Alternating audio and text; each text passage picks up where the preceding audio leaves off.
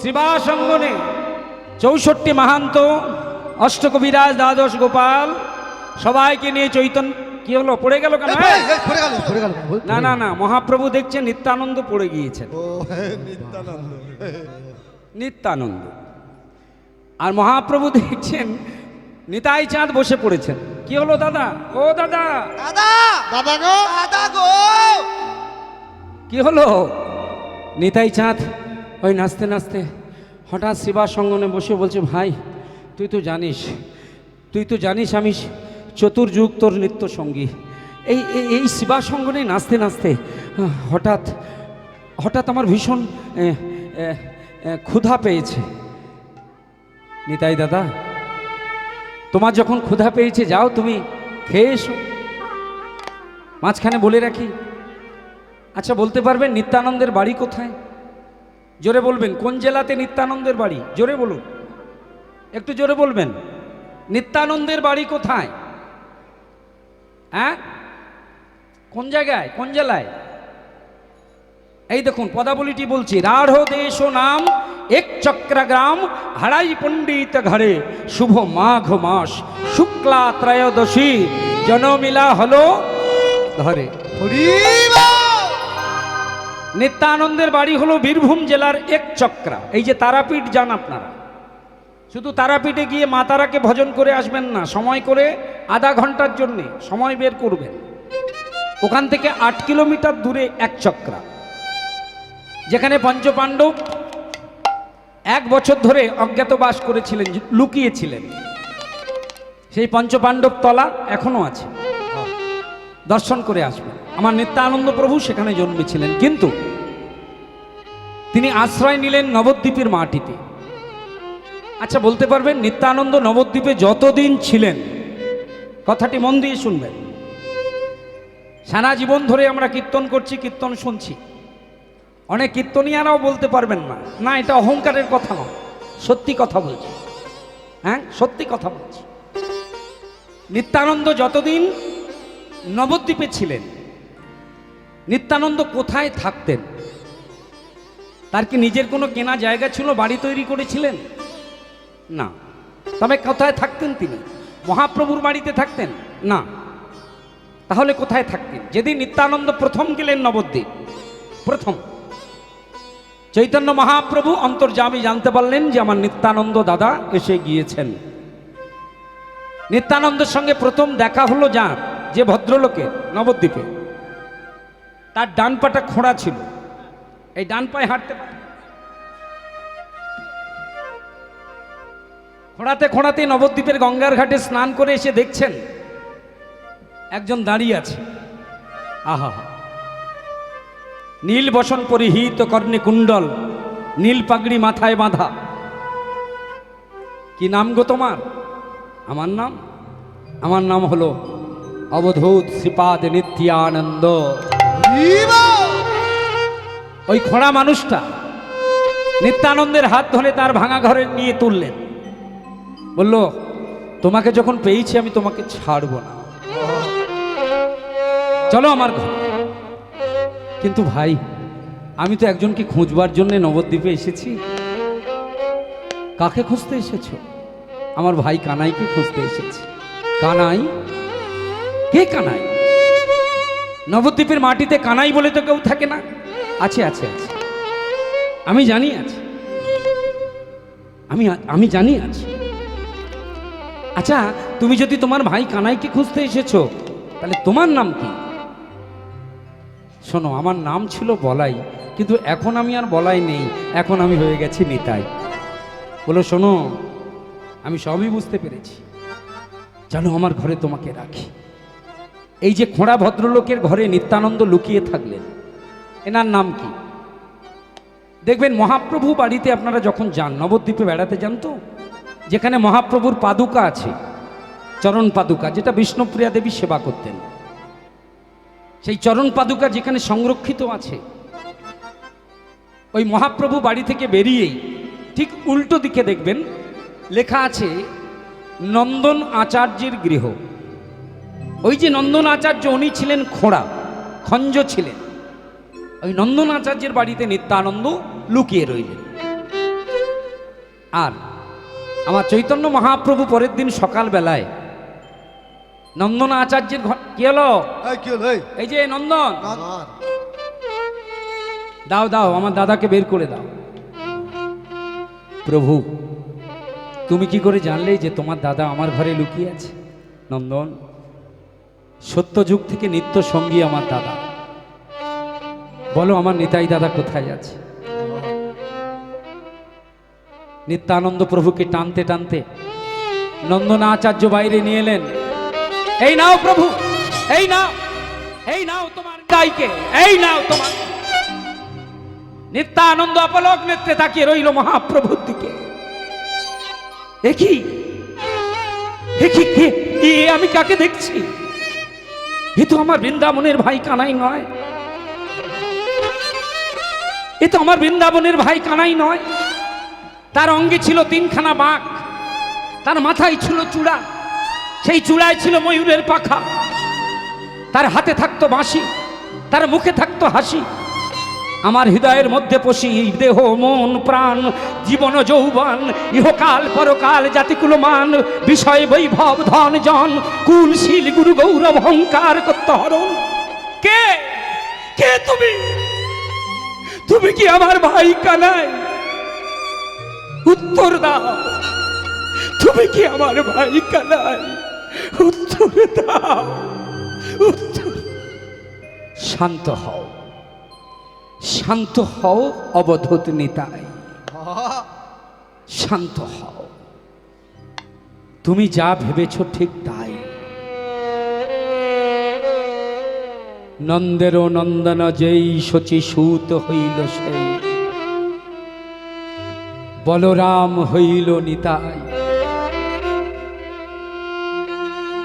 আমরা দুভাই ছিলাম বৃন্দাবনের কানাই বলায়, এবে আমরা হয়েছি নিমাই, তুমি হয়েছ নিতাই। কিন্তু ভাই একটা প্রশ্ন করব, কি তোর সেই কালো রংটা কেন আমি দেখতে পাই? এখন আর কালো বরণ নাই, এখন আর কালো বরণ না, এখন আর কালো বরণ না। কিন্তু গেল কোথায়? কালো রংটা গেল কোথায়? রাই অঙ্গে অঙ্গ দিয়ে, অঙ্গ দিয়ে, অঙ্গ দিয়ে, অঙ্গ দিয়ে, রাই অঙ্গে অঙ্গ দিয়ে গৌর হলো তা। এখন আর কালো বরণ নাই, সেজরায় অঙ্গে অঙ্গ দিয়ে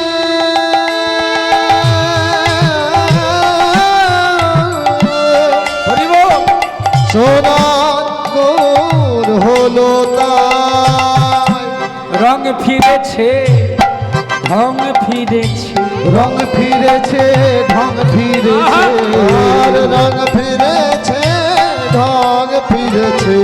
দেখলে কি আর চেনা যায় আমাদের সোনার নদিয়া এসেছে ব্রজের বাঁকা কালো সখা আমাদের সোনার নদিয়া, আমাদের সোনার নদিয়া। ও ভাই, ও ভাই, সে না হয় বুঝলাম রাধারানীর অঙ্গে অঙ্গ দিয়ে তুমি সোনার গৌর হয়েছ, কিন্তু একটা কথা বলবো কি, বৃন্দাবনের ঘরে ঘরে ব্রজগোপীদের ঘরে ঘরে তুমি নিত্য যে ননী, এই এই এই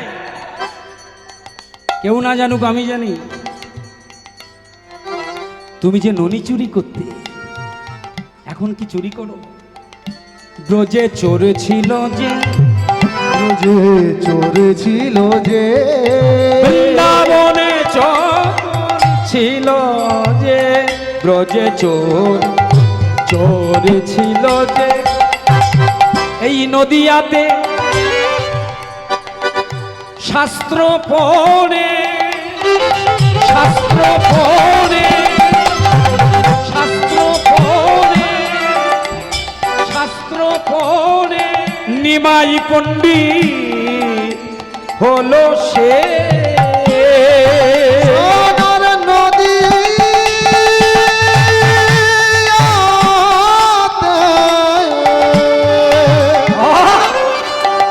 শাস্ত্র পড়ে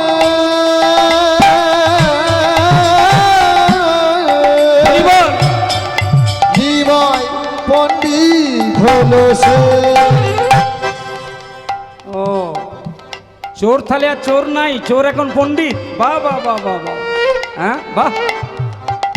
আচ্ছা ভাই, এখনো তুই নবদ্বীপের মাটিতে কি তোর সেই প্রিয় যন্ত্রটা বাজাস?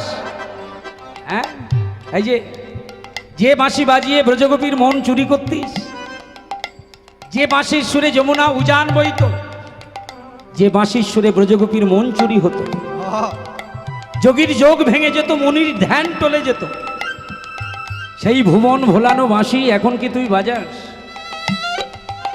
দাদা, বাঁশি নাই, বাঁশি নাই, সাধব কিসে? বাঁশি নাই সাধব কিসে? দাদা বাঁশি নাই সাধব কিসে? ওই বাঁশি নাই সাধব কিসে? তবে বাঁশি মুখে বাজাই না বটে, বাঁশি ধরে বাঁশি বাজাই না বটে, বদনে তার, তার মানে কার? রাধার গুণগাই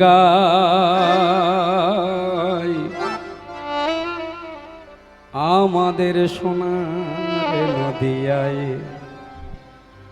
নিত্যানন্দ প্রভু গৌরাঙ্গকে আলিঙ্গন করলেন, মিলন হলো নিতাই গৌরের। যার ঘরে মিলন হলো তিনি হলেন নন্দনাচার্য। এই নিতাই গৌর দুজনে মিলে শিবাসঙ্গনে শুরু করলেন হরিনাম সংকীর্তন। গৌরাঙ্গ বললেন, নিতাই দাদা তুমি নবদ্বীপে কত, এই আসতে না আসতে তুই আমাকে তাড়িয়ে দিতে চাইছিস ভাই? না দাদা, আমি তা বলছি না, আমি বলতে চাইছি নবদ্বীপে তুমি থাকবে কোথায়? মন দিয়ে শুনবেন। নিত্যানন্দ বলল, ভাই আর যেখানে থাকি না কেন, আর যেখানে থাকি না কেন, আমি তোর বাড়িতে থাকবো না। হ্যাঁ, আমি তোর বাড়িতে থাকবো না, কারণ আমাকে দেখলেই তোর মনে পড়ে যাবে বৃন্দাবনের কথা, আমাকে দেখলেই মনে পড়ে যাবে তোর অগ্রজ বলরামের কথা। আর আমার বদন দেখলে বৃন্দাবনের কথা মনে হলে তুই আমি দুই ভাই কলিযুগের মানুষের কাছে ধরা পড়ে যাব, কারণ আমরা ভাব গোপন রাখতে পারবো না। আমার একটা অন্যত্র ব্যবস্থা করে দে। তখন গৌরাঙ্গ মহাপ্রভু বললেন, শোনো দাদা, নবদ্বীপে সবাই জানে আমার মা হলো শচী মাতা, কিন্তু অনেকেই জানে না নবদ্বীপে আমার আরেকজন মা আছে। আমি যেমন আমার শচী মায়ের কোলে বসে তার স্তন্য পান করি, দুগ্ধ পান করি, এই নবদ্বীপের মাটিতে আমি আরেকজন মায়ের কোলে বসে তার স্তন্য পান করি, তার দুগ্ধ পান করি। নবদ্বীপের মাটিতে আমার আরেকটি মা আছে, সেই মায়ের কাছে আমি তোকে নিয়ে যাব, চল। আনলেন কোথায়? আনলেন শ্রীবাস পণ্ডিতের বাড়ি। আর এই শ্রীবাস পণ্ডিতের স্ত্রী, শ্রীবাসের ঘরণী, শ্রীবাসের সহধর্মিনী, এনার নাম হলো মালিনী দেবী। আর এই মালিনী দেবীর কাছে এসে মহাপ্রভু বললেন, যাও নিতাই দাদা, ওই যে মা দাঁড়িয়ে আছে। কোথা মা মালিনী বলি, মা মা মা, নিতাই ডাকে উচ্চ স্বরে,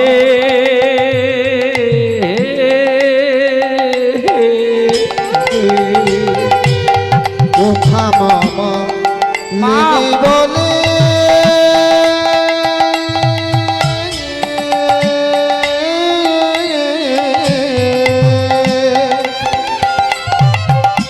ডাকে উচ্চ স্বরে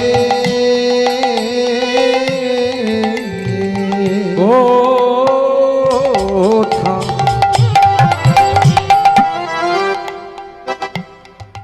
মা মা মা মালিনী বলি নিতাই নিতাই ডাকে উচ্চ স্বরে মা মালিনী দেবী বাইরে বেরিয়ে এলেন মা বলে তো সবাই ডাকে গো এই যে রাস্তায় চলতে চলতে আমাদের থেকে বয়সে যদি অনেক জ্যেষ্ঠা মানে বয়স্কা হয় আমরা বলি না মা একটু সরে যাও একটু যাবো মা ও মা একটু সরে যাও রাস্তায় চলতে ফিরতে অনেককে আমরা মা বলে ডাকি কিন্তু এই মাতৃ সম্বোধনের মধ্যে একটা প্রাণ থাকা দরকার সেই প্রাণ কিন্তু সব ডাকের মধ্যে থাকে না তাই যখন মা বলে ডাকলেন মালিনীর দুগ্ধ খরিত হতে লাগলো স্তন্য দুগ্ধ বেরিয়ে আসতে লাগলো দুটি বাহু প্রসারিত করে নিতাই চাঁদকে কোলে তুলে নিলেন গৌরাঙ্গ বললেন মা আজ থেকে তোমার দুটি ছেলে না একটি ছেলে নয় মা দুটি ছেলে আমি গৌর এ হলো আমার দাদা নিতাই এবার বলে রাখি যতদিন নিত্যানন্দ নবদ্বীপের মাটিতে ছিলেন এই শ্রীবাসের বাড়িতেই তিনি থাকতেন এই মালিনী দেবীকে তিনি মা বলে ডাকতেন এই মালিনী দেবীকে তিনি মা বলে ডাকতেন যখনই ক্ষুধা পেত যখনই উদর জ্বালা হতো ওই শিবা সঙ্গনে নাচতে নাচতে নাচতে নাচতে যখনই তার ক্ষুধা আসতো নিত্যানন্দ অমনি এক ছুটে অন্দরমহলে প্রবেশ করে এক ছুটে অন্দরমহলে গিয়ে মালিনীর কাছে খেতে চাইতেন যখন যা থাকতো অন্ন ব্যঞ্জন থাকলে তাই দিত ফল মিষ্টি থাকলে তাই দিত আর যদি অন্ন ব্যঞ্জন ফল মিষ্টি না থাকতো আহা একেই বলে বাৎসল্য প্রেম দুটি বাহু প্রসারিত করে নিতাইকে কোলে নিয়ে বলতো নিতাই বাড়িতে ফল নাই মিষ্টি নাই অন্ন নাই ব্যঞ্জন নাই কি খাবি তুই আয় আমি আমার স্তন্য দুগ্ধ তোকে খাওয়াই বাৎসল্য প্রেমের পরাকাষ্ঠা জননী এই মালিনী নিত্যানন্দকে স্তন্যপান করাতো তাহলে নবদ্বীপের মাটিতে নিতাই গৌর মালিনীর স্তনপান করতেন যেমন বৃন্দাবনের মাটিতে ভালো করে শুনে রাখবেন যশোমতী ছাড়াও কৃষ্ণের আরেকজন মা ছিলেন বলুন তো কে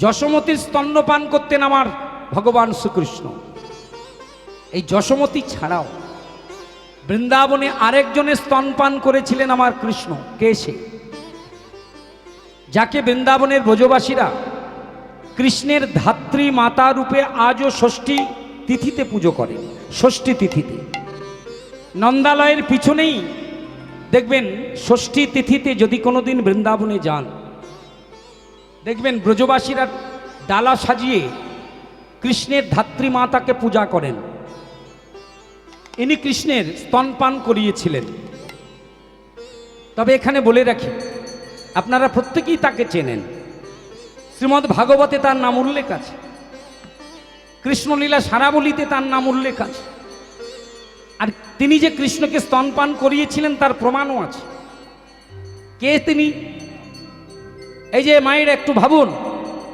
কৃষ্ণ কার স্তনপান করে তবে আর একটু বলে রাখি ভগবান কৃষ্ণকে স্তনপান করাতে গিয়ে তিনি কিন্তু স্তনে বিষ মাখিয়ে এনে কৃষ্ণকে খাইয়েছিলেন কে জোরে বলুন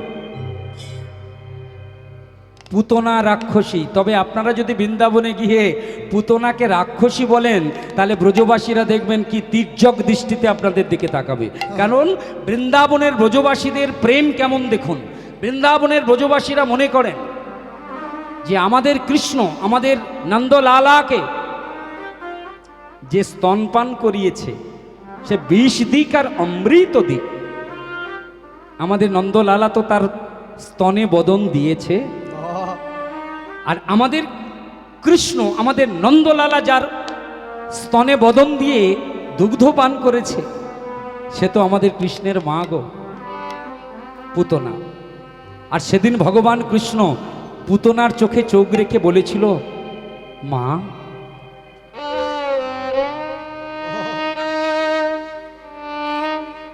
ও পুতনা মা, তুমি কেমন মা গো? হ্যাঁ, কেমন মা তুমি? তুমি মনে ইচ্ছা নিয়ে এসেছিলে আমাকে কোলে নেবে, আমাকে স্তন পান করাবে, কিন্তু এটা তুমি কি করলে?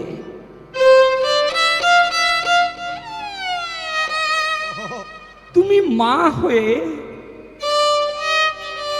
আমার মতো দুগ্ধপোষ্য নাবালক শিশুকে স্তন পান করাতে এলে বটে, কিন্তু স্তনে তুমি বিষ মাখিয়ে এলে। হায় হায়। তবে শোনো মা,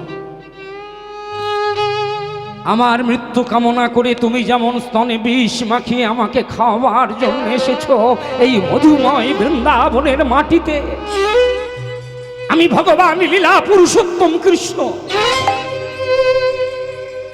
পুতনা, আমি তোমাকে অভিশাপ দিলাম, মায়ের কোলে যদি সন্তান মারা যায়,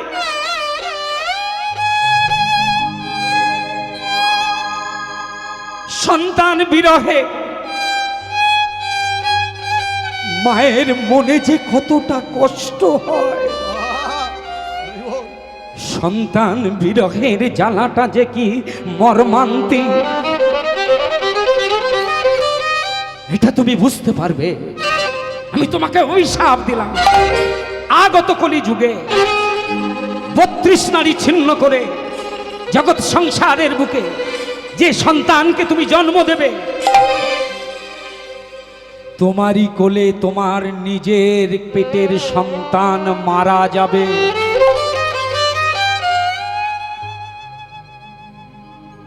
সেদিন তুমি বুঝতে পারবে পুত্র হারার যন্ত্রণা কত বিভৎস, কত ভয়াবহ, কত মর্মান্তিক। সেদিন তুমি বুঝবে, সেদিন তুমি বুঝবে, সেদিন তুমি বুঝবে। ভক্তমণ্ডলী মায়েরা, সেই বৃন্দাবনে কৃষ্ণের ধাত্রী মাতা অভিশাপগ্রস্ত হয়ে নবদ্বীপের মাটিতে হয়েছেন শ্রীবাসের গৃহিণী মালিনী দেবী। আজকের মালিনী দেবীর বড় একটা দুর্ঘটনা ঘটে গেছে।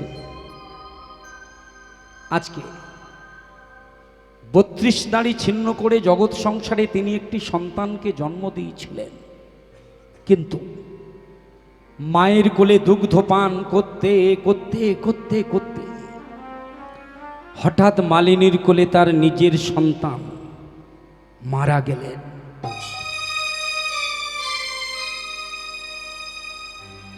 সন্তান হারা এখানে অনেক পিতামাতা রয়েছেন,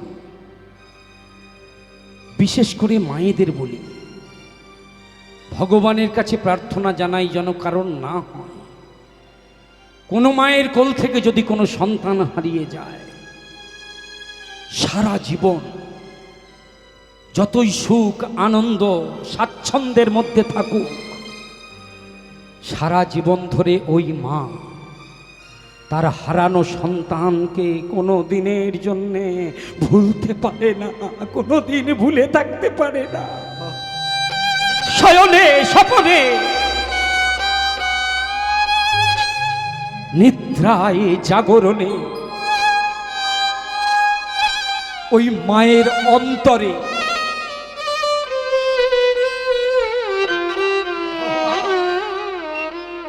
হারানো সন্তানের মুখটা ভেসে ওঠে। কিছুতেই যতক্ষণ দেহে প্রাণ থাকবে, কিছুতেই ওই হারানো পুত্র বা কন্যাকে মা কোনোদিন ভুলতে পারে না। পুত্র হারার যন্ত্রণা বুকে নিয়ে মালিনী দেবী আজকে ডুকরে ডুকরে কেঁদে উঠে। না ফুটিতে ফুল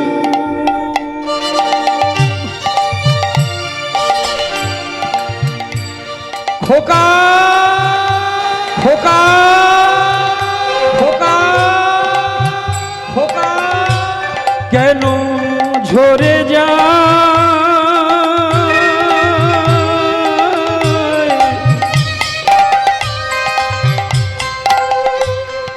মিঠিল না মনের আশা না ফুটিতে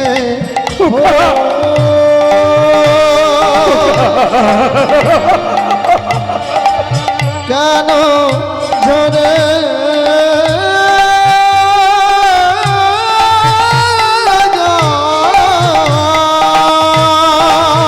কথা বল কথা বল দিল না মনের আশা বিধিরে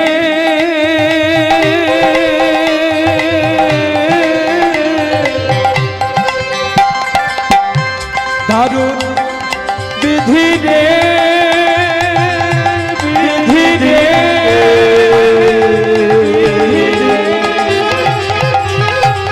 ও বিধিরে কেন দিয়ে ছিলে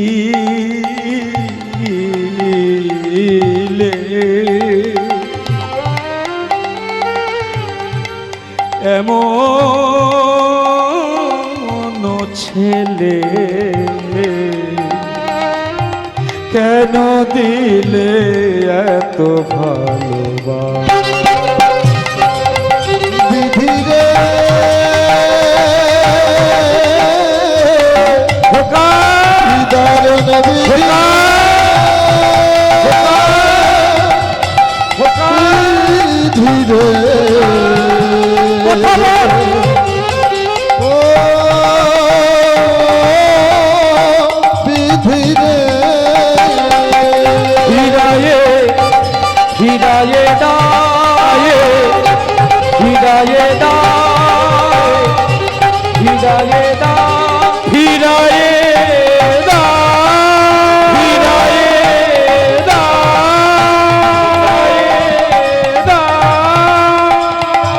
হিরায়ে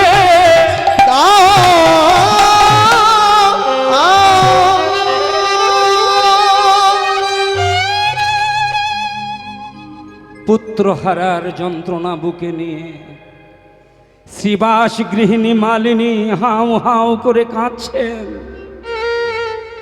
আর ঠিক এমন সময় শিবা সঙ্গনে নৃত্য করতে করতে নিত্যানন্দের ক্ষুধা পেয়েছে, দরজার কাছে এসে ডেকে উঠল, মা উঠলো, মা মা। কিন্তু সদ্য পুত্রহারা মালিনীর কর্ণে নিত্যানন্দের ডাক প্রবেশ করল না। বৈষ্ণব কবি পদাবলিতে লিখলেন, কোথা মা মালিনী বলি নিতাই ক্ষুধা, বড় ক্ষুধা পেয়েছে। নিত্যানন্দ ডাকেই উচ্চই স্বরে,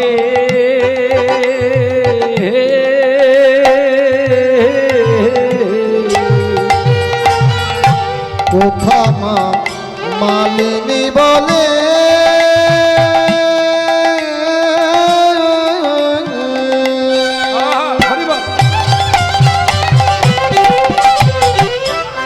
নিতাই ডাকে উচ্চ স্বরে,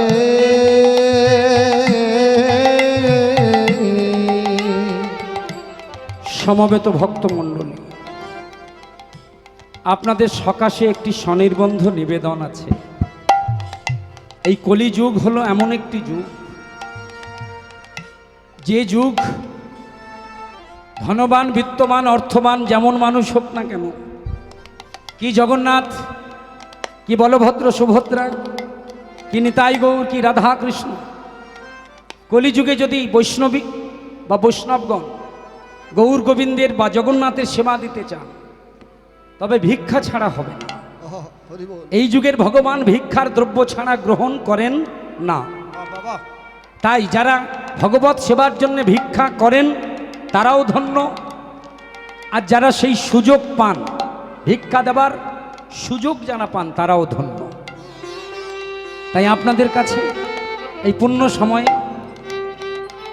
এই উৎসবের যারা কর্মীবৃন্দ আছেন, ভক্তবৃন্দ আছেন, ভিক্ষার আঁচল নিয়ে আপনাদের কাছে যাব।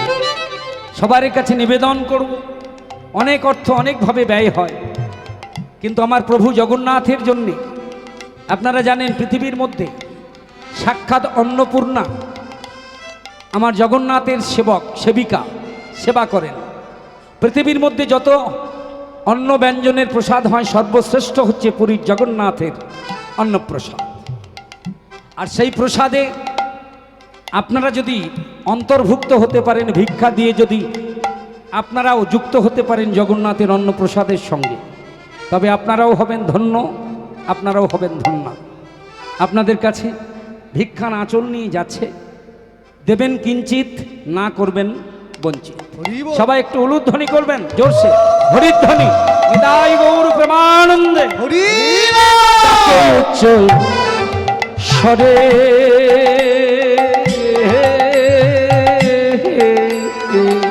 কোথা মা মালিনী বলে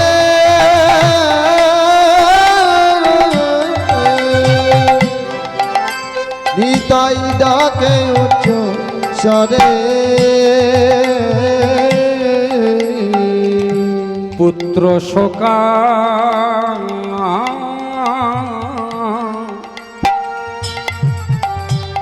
পুত্র শোকা শোকাতুরা মাতা কাতুরা মাতা কাতুরা মাতা ভাসে নয়ন নীরে পুত্র সখা কাতুরা মাতা ভাসে নয়নী রে তার নয়ন জলে বক্ষ ভাসে নয়ন জলে বক্ষ ভাসে নয়ন জলে বক্ষ ভাসে সে যে কখন কাঁদে কখন কখন কাঁদে কখন হাসে নয়ন জলে বক্ষ ভাসে কখন কাঁদে কখন হাসে নয়ন জলে বক্ষ ভাসে কখন কাঁদে কখন হাসে ও হাপুত্র হাপুত্র বলে কখন হাসে তাই হাপুত্র হাপুত্র বলে কখন হাসে কখন কাঁদে নয়ন জলে বক্ষ ভাসে পুত্র শোকাতুরা মাতা ভাসে নয়নী রে পুত্র সখা তোরা মাতা ভাসে নয়নী রে এই জগতে ছেলে হোক আর মেয়ে হোক, আস্তে আস্তে মায়েরা ভিক্ষা দেবেন, চঞ্চল হবেন না। যদি পকেটে পয়সা না থাকে চলে যাবেন না, দিতে হবে না। আর যতটুকু দেবেন সেটা মন দিয়ে দেবেন, প্রাণ দিয়ে দেবেন, ভক্তি করে দেবেন। তবে দয়া করে ছোট 1 টাকা দেবেন না, আর ছেঁড়া 10 টাকার নোট দেবেন না। না না, আমি দেখেছি যেটা বাজারে চলে না, বাজারে চলেনি, জুলপিয়া বাজারে নেয়নি, ওইটা এখানে নিয়ে এসেছে দেবার জন্য। ওই রকম ভিক্ষা দেবেন না। যদি দিতে ইচ্ছা করে মন দিয়ে দেবেন, প্রাণ দিয়ে দেবেন। যদি মনে করেন আরো একটু বেশি দিলে হতো, কালকে এসে দেবেন, আগামীকাল এসে দেবেন, দেউ থাক, কিন্তু প্রাণ ভরে দেবেন, ভক্তি করে দেবেন। মনে করবেন এটা জগন্নাথের সেবায় দিচ্ছে, কারের বাপের শ্রাদ্ধে নয় আর মেয়ের বিয়েতে নয়, হরি বল হরি বল এটা জগন্নাথের সেবায় দিচ্ছে, এটা মনে রাখবেন। যাই হোক, এই জগতে ছেলে হোক আর মেয়ে হোক, কথাগুলি মন দিয়ে শুনবেন। এই ছেলের উপর আর মেয়ের উপর পূর্ণ অধিকার কিন্তু দুজনার। ঠিক বলছি? একজন হলো মা, আরেকজনকে জোরে বলবেন, আপনারাই বলবেন, আরেকজনকে কি ঠাকুর দাদা, হরি বল ঠাকুমা, তবে কে? বাবা। ঠিক, আচ্ছা, পূর্বজন্মে এই মালিনী দেবী ছিলেন পুতনা, স্তনে বিষ মাখিয়ে এসেছিলেন বলে, কৃষ্ণকে মারবার জন্য এসেছিলেন বলে ভগবান কৃষ্ণ অভিশাপ দিয়েছিলেন তুমি পুত্র হারা হবে। এটা না হয় মানা গেল, তত্ত্বটা মেনে নিলাম, কিন্তু ছেলে তো শুধু একা মায়ের নয়, ছেলে তো বাবারও। যার ঘরে নিতাই গৌর বিরাজ করে, যার ঘরে পঞ্চতত্ত্ব বিরাজ করে, যার ঘরে ছয় চক্রবর্তী বিরাজ করে, যার ঘরে অষ্টকবিরাজ বিরাজ করে, যার ঘরে 64 মাহান্ত কীর্তন করে, কত বড় ভাগ্য সুপ্রসন্ন হলে তবে তার ঘরে হরিনাম সংকীর্তন হয়। এটা এক জন্মের স্বীকৃতি নয়। তাহলে সেই শ্রীবাস সে কেন পুত্র হারা হলো? মালিনীর সন্তান মানে শ্রীবাসের সন্তান, শ্রীবাস কেন পুত্র হারা হলো? বলে রাখি তত্ত্বটা। মালিনী যেমন অভিশাপগ্রস্ত হয়েছেন, তিনি পূর্বজন্মে পুতনা ছিলেন, এই শ্রীবাসেরও কিন্তু অভিশাপ ছিল, সে পুত্র হারা হবে। শাস্ত্র কি বলল, পুরাণ কি বলল? এই যার ঘরে নিতাই গৌর নৃত্য করেন, এই যে শ্রীবাস পণ্ডিত, এই শ্রীবাস পণ্ডিত পূর্বজন্মে ছিলেন কে জানেন? আছে সৃষ্টিপতি ব্রহ্মার মানস পুত্র, এনার নাম ছিল নারদ মুনি। নারদ মুনি যখন জন্ম নিলেন, আসতে নারদ মুনি যখন জন্ম নিলেন তখন ব্রহ্মার কাছে প্রশ্ন করেছিলেন, হে পিতা, তোমার নাদধ্বনি, নাদধ্বনি মানে এদিকে তাকান, এই যে মায়েরা, আমাদের উদরের মাঝখানে একটা গর্ত আছে, আছে তো? প্রত্যেকের আছে? আছে তো? এইটার নাম কি? কি নাম? আপনাদের প্রত্যেকের এখানে একটা গর্ত আছে না? এটার নাম কি? কি বাড়ি থেকে কুলু পেটে এসেছেন? কথা বলবেন না, ঠিক করে নিয়েছেন নাকি? এটার নাম কি? আপনাদের গর্ত আছে, আমার বাঁদিকে যে খোল বাজাচ্ছে এর আবার বাইরে ঠেলে আছে। না না, নারী কাটার যদি গন্ডগোল হয়ে যায়, একটু মিস্টেক হয়ে যায়, ওই বাইরে ঠেলে আসে এইরকম। তো বেশিরভাগই এই জায়গাটির নাম হচ্ছে নাই।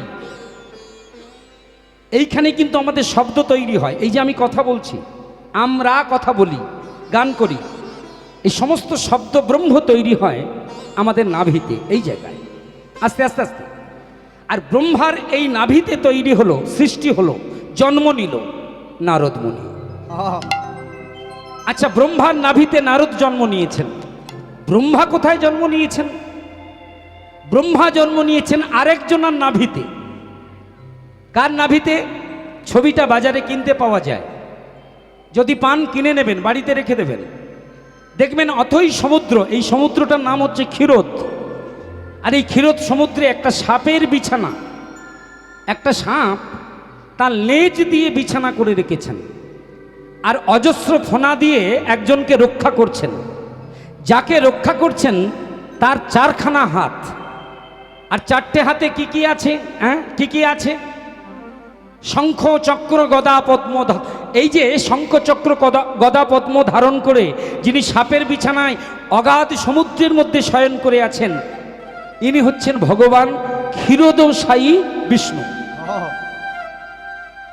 এই ক্ষীরোদশায়ী বিষ্ণুর নাভিতে, এই বিষ্ণুর নাভি কমলে একটা পদ্মফুল উঠে গেল আস্তে।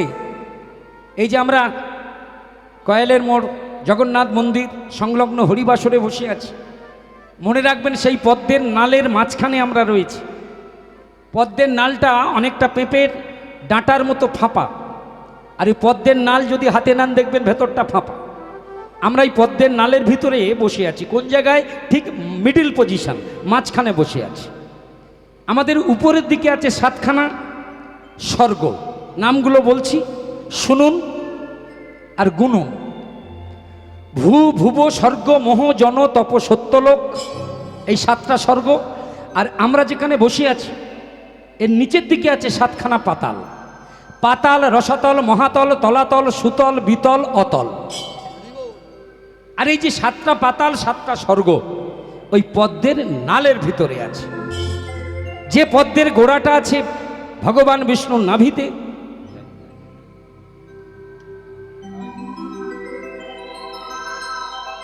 নিতাই গৌর হরি হরি বল। হরি বল। জয় নিতাই। আমি জানি 10 টাকা দিয়ে শুরু যখন হয়েছে 500-তে শেষ হবে না। 500 টাকার মালা আসবে, আমার বিশ্বাস আসবে। দেখুন আপনারা শেষ পর্যন্ত 10 টাকা দিয়ে যখন শুরু হয়েছে 500 টাকার মালা আসবেই আসবে, আসতে বাধ্য। এটা জগন্নাথের সেবক রূপে আমার বিশ্বাস। 10 টাকা দিয়ে বউনি হয়েছে, এবার 500 টাকাতে শেষ হবে। মালা গাঁথা চলছে, যদি না চলে এখনই ভাবতে শুরু করেছে। দেখুন এক্ষুনি আসবে। একটু উলুধ্বনি দিন জোরে, তাহলে চলে আসবে। নিতাই গৌর হরি বল। হরি বল। হরি বল। তাহলে ভগবান বিষ্ণুর নাভিতে ব্রহ্মার জন্ম। 1000 পাপড়ি বিশিষ্ট ওই পদ্ম, ওই পদ্মের উপরের ওই জায়গাটির নাম হচ্ছে ব্রহ্মলোক। ওইখানে বসেছে ব্রহ্মা, আর ব্রহ্মার নাভি থেকে সৃষ্টি হলো নারদ। প্রণাম করলেন ভগবানের চরণে, প্রণাম করলেন পিতার চরণে। ভগবান বিষ্ণুকে প্রণাম করেই নারদ মুনি ব্রহ্মাকে বললেন, পিতা বলো আমার কর্ম কি? শোনো বাবা নারদ, আমি সৃষ্টিকর্তা ব্রহ্মা, জগৎকে সৃষ্টি করবার জন্য আমার জন্ম। আমি তোমাকে আদেশ করছি তুমি বিবাহ করো, সংসার করো, জগৎ সৃষ্টি করো, সন্তান উৎপাদন করো। নারদ মুনি সঙ্গে সঙ্গে বাধা দিয়ে বলে উঠলেন, পিতা আপনি তো জানেন আপনার নাভি কমলে আমার জন্ম। চতুর্মুখে আপনি যখন ভগবানের ধ্যান করতেন, সেই ধ্যান আপনার নাভিতে বসে আমি শুনতাম। আর এই শুনতে শুনতে শুনতে শুনতে আমার কানটা হয়ে গেছে সোনার কান।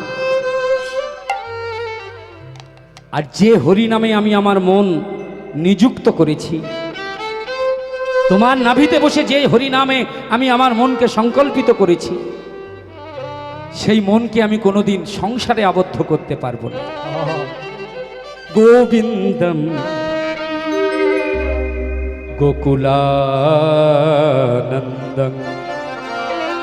বিদায় দাও পিতা, আর আশীর্বাদ করো আমি যেন যুগ যুগ ধরে এই হরি নাম করতে পারি। গোবিন্দম গোকুলানন্দন গোপালম গোপী বল্লভা। গোবিন্দ গোকুলানন্দ গোপালাঙ্গবি বল্লভা। গোবর্ধন ধর বীরা। গোবর্ধন ধর বীরা। গোবর্ধন ধর বীরা। বন্দে গো মতি প্রিয়া। ভগবতে বাসুদেবায়।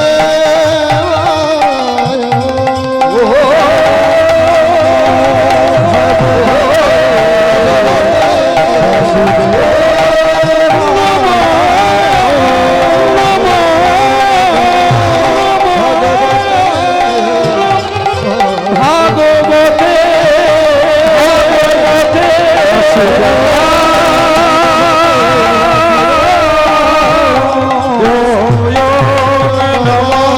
ভগবতে বাসুদেবায়।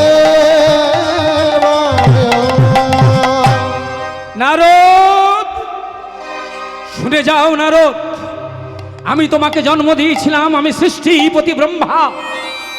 ভগবানের নাভি কমলে বসে আমি ভগবানকে কথা দিয়েছিলাম, যে কর্ম তুমি আমাকে দিয়েছো হে ভগবান, আমি অক্ষরে অক্ষরে সেই কর্ম পালন করব। ভগবান আমাকে বলেছিল সন্তান উৎপাদন করতে আর তাদের দিয়ে জগৎ সৃষ্টি করতে, কিন্তু আমি তোমাকে জন্ম দিলাম, কিন্তু আমার কথা উপেক্ষা করে হরিনাম করবার জন্য তুমি আমাকে ত্যাগ করে চলে যাচ্ছ। যাওয়ার আগে শুনে যাও নারদ, আমাকে উপেক্ষা করে চলে যাওয়ার কারণে আমি তোমাকে অভিশাপ দিচ্ছি। পুত্র হারার শৈলী তুমি যেমন আমার বুকে বিদ্ধ করে আমাকে ত্যাগ করে চলে যাচ্ছ, পিতৃ আদেশ লঙ্ঘন করে যেমন তুমি আমাকে ছেড়ে চলে যাচ্ছ। পুত্রকে হারালে পিতার যে কি যন্ত্রণা হয়, পুত্রকে হারালে পিতার বুকে যে কি শেল বিদ্ধ হয়, সেটা তুমি সেদিন বুঝবে যেদিন তোমার নিজের সন্তান মারা যাবে। আগত কলিযুগে তুমি হবে শ্রীবাস। তবে হ্যাঁ তোমার উদ্দেশ্য ভালো। হরিনাম করবার জন্য তুমি আমাকে ত্যাগ করেছো, সেই কারণে আমি যেমন অভিশাপ দিলাম তোমার নিজের পুত্র কলিযুগে তোমার স্ত্রীর কোলে মারা যাবে, তুমি পুত্র হারা হবে, পুত্র শৈল তোমার বুকে বিদ্ধ হবে, তেমন উল্টো দিকে আমি তোমাকে আশীর্বাদ করলাম। কুপুত্র যদ্যপি হয়, কুপিতা মাতা কদাপি নয়। কুপুত্র যদ্যপি হয়, কুপিতা মাতা কদাপি নয়। তাই আমি পিতা হয়ে তোমাকে আশীর্বাদ করলাম যে হরিনাম করবার জন্য তুমি আমার আদেশ লঙ্ঘন করেছো। পুত্র হারা তুমি হবে বটে, কিন্তু তোমারই বাড়িতে, তোমারই গৃহে কলিযুগ পাবন অবতরী গৌর সুন্দর সপার্ষদে ভক্তগণ সঙ্গে তোমার বাড়িতেই করবে হরিনাম সংকীর্তন। যার ঘরে নিতাই গৌর করয় কীর্তন, যার ঘরে নিতাই গৌর করয় কীর্তন, যার ঘরে নিতাই গৌর করয় কীর্তন। এইবার যার ঘরে নিতাই গৌর করয় কীর্তন, যার ঘরে নিতাই গৌর করয় কীর্তন, সে কেন পুত্র হারা করো বিবেচন, সে কেন পুত্র হারা করয় বিবেচন, সে কেন পুত্র হারা করো বিবেচন, সে কেন পুত্র হারা করো বিবেচন।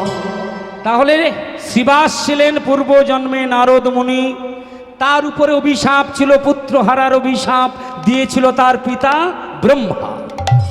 আর এই মালিনী দেবী ছিলেন পূর্ব জন্মে কংসের বোন, ভীষণ রাক্ষসী, বিভৎস রাক্ষসী পুতনা।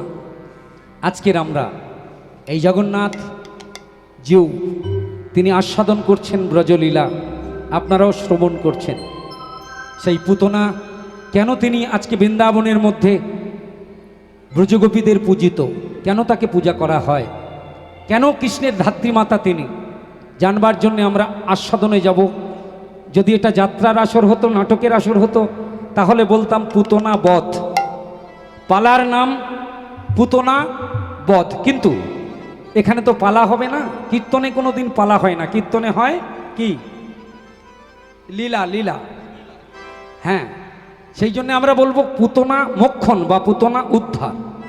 মনে রাখবেন, ভগবান যাদেরকে বিনাশ করেন তাদেরকে বিনাশ করবার জন্য বিনাশ করেন না, আসলে গোপনে গোপনে তারা বড় বড় সব ভক্ত।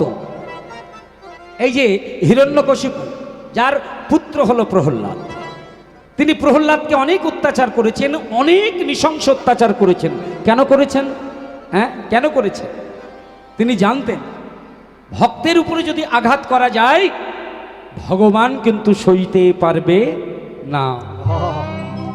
তাই ভক্তকে আঘাত করলে ভক্তকে কৃপা করবার জন্য ভগবান ভক্তের কাছে আসবে, আর ভক্তের কাছে যদি ভগবান আসে তবে সেদিন ভগবানের কৃপা আমিও লাভ করতে পারব। আপনারা নারকেল খেয়েছেন না? নারকেল দেখেছেন না? উপর থেকে যদি নারকেলকে চিবান, নারকেলকে কামড় দেন, নারকেলের আস্বাদন পাওয়া যাবে না। নারকেলকে না ভাঙলে তার ভিতরের আসল আস্বাদন যেমন পাওয়া যায় না, এই যে প্রতিপক্ষা যারা কৃষ্ণ অভক্ত বলে পরিগণিত শাস্ত্রে, সে হিরণ্যাক্ষ হিরণ্যকশিপু বা রাবণ কুম্ভকর্ণ বা দন্তবক্র শিশুপাল কংস বলুন, পুতনা বলুন, এরা কেউ কিন্তু কৃষ্ণ বিদ্বেষী নয়। এরা হলো নারকেলের মতো ভক্ত। এদেরকে যদি ভাঙতে পারেন তাহলে বুঝবেন তাদের অন্তরের যে কি মধুরাদপি মধুর প্রেম আছে। তা না হলে কি পুতনার বুকের উপরে বসে ভগবান কৃষ্ণ নৃত্য করতে পারে? হরি হরি বল। পুতনা বধের ছবিটা তো দেখেছেন আপনারা। পুতনা যখন মারা যায় কৃষ্ণ তখন কোথায়? জোরে বলুন কোথায়? পুতনার বুকের উপর। তাহলে ভগবানকে বুকে নিয়ে যিনি প্রাণত্যাগ করেন তার মতো ভক্ত আর ত্রিজগতে নাই। পুতনা মক্ষণ কথা ভাবে মনে মনে, পুতনা মক্ষণ কথা ভাবে মনে মনে, পুতনা মক্ষণ কথা ভাবে মনে মনে, পুরাব পড়িল মনে কৃষ্ণ দাস ঘনে, পুরাব পড়িল মনে কৃষ্ণ দাস ধনী, সেই পুরা